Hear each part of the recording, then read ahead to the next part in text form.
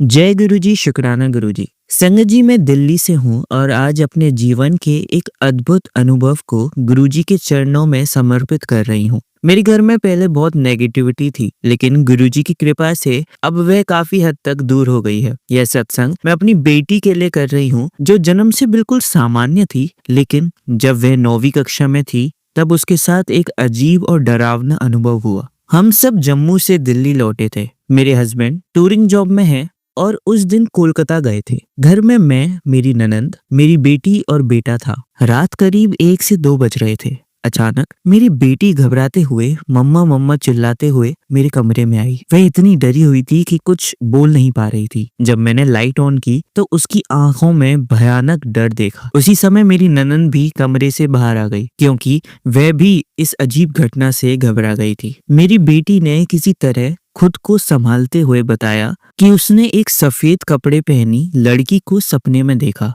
वह कह रही थी, जैसे मैं अनपढ़ रह गई हूँ वैसे तो मैं भी करूंगी। और फिर मेरी बेटी का नाम लेकर बोली, मैं फिर आऊंगी, मैं फिर आऊंगी। डर के मारे मेरी बेटी चिल्लाते हुए कमरे से बाहर भागी। उसे लगा कि जो लड़की उसे सपने में दिखी है वही पास में सोई हुई मेरी ननंद है। उस रात के बाद मेरी बेटी पूरी तरह बदल गई। वह बिना लाइट जलाए सो नहीं पाती, पढ़ाई में मन नहीं लगता और दिन भर बस बिस्तर पर पड़ी रहती थी। स्कूल भी धीरे धीरे जाना छोड़ दिया। हमने कई डॉक्टरों को दिखाया, साइकोलॉजिस्ट को दिखाया, कई मंदिरों में कई पीर बाबाओं को दिखाया, लेकिन पूरी तरह सुधार नहीं हुआ। गुरुजी की कृपा से अब वह पहले से थोड़ी बेहतर है, लेकिन गुरुजी से यही अरदास है कि मेरी बेटी पूरी तरह ठीक हो जाए और उसका मन शांत हो। आज गुरुजी ने मुझे चंदन टीके में ब्लेसिंग दी और उसमें चंद्रमा का आकार था। यह मेरे लिए बहुत बड़ा संकेत है कि गुरुजी मेरे साथ हैं और मेरी अरदास सुनी जा रही है।